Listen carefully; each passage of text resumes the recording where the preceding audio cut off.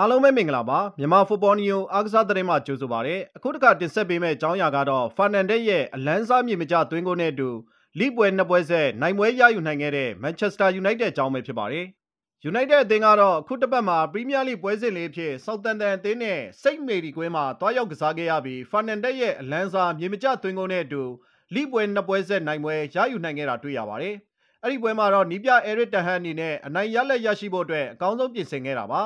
ပွဲထွက်ကစားသမားခင်းချင်းကိုလည်းပွဲစစ်သုံးမှာလီဗာပူးအသင်းကိုနိုင်ရရှိခဲ့တဲ့ပွဲထွက်လူစင်းတိုင်းအသုံးပြုခဲ့ပါတယ်။ယူနိုက်တက်အသင်းကတော့ပထမပိုင်းအစောပိုင်းမိနစ်တွေမှာပြိုင်ဘက်ဆောက်တန်တန်အသင်းကိုဖိအားပေးနိုင်မှုစ조사ခဲ့တာပါ။အစောပိုင်းမိနစ်တွေမှာယူနိုက်တက်အသင်းအနေနဲ့ဘောလုံးပိုက်ဆိုင်မှုတာစည်းရယူနိုင်ခဲ့သလိုဂိုးကန်သွင်းခွင့်တချို့လည်းရရှိခဲ့ပါတယ်။ဒါပေမဲ့လည်းပြိုင်ဘက်အသင်းရဲ့နောက်တန်းပိုင်းကောင်းမွန်ခဲ့တာကြောင့်ယူနိုက်တက်တိုက်စစ်ကထိုးဖောက်နိုင်မှုခက်ခဲခဲ့တာကိုတွေ့ရပါတယ်။ပထမပိုင်းမှာယူနိုက်တက်အသင်းရောဆောက်တန်တန်အသင်းမှာနှစ်သင်းစလုံးဥဆောင်ကိုရယူနိုင်ခဲ့ခြင်းမရှိဘဲဂိုးမရှိတရေနဲ့ပြီးဆုံးခဲ့တာပါ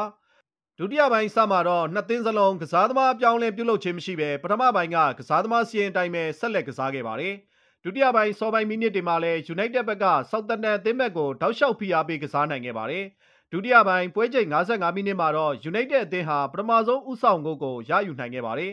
ဒီသွင်းကိုတော့ညာဘက်ကနေဒါလော့ဖြတ်တင်ပေးလိုက်တဲ့ဘောလုံးကိုအလိုက်တင်လိုက်ပါလာတဲ့ဖာနန်ဒက်ကအလန်းစားမြေမကျသွင်းကိုသွင်းပေးခဲ့တာပါ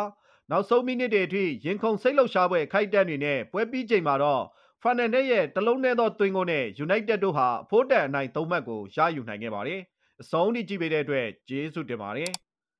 ကျွန်တော်တို့ရဲ့ channel ကို like and subscribe လည်းလုပ်သွားပေးကြပါအောင်ခင်ဗျာ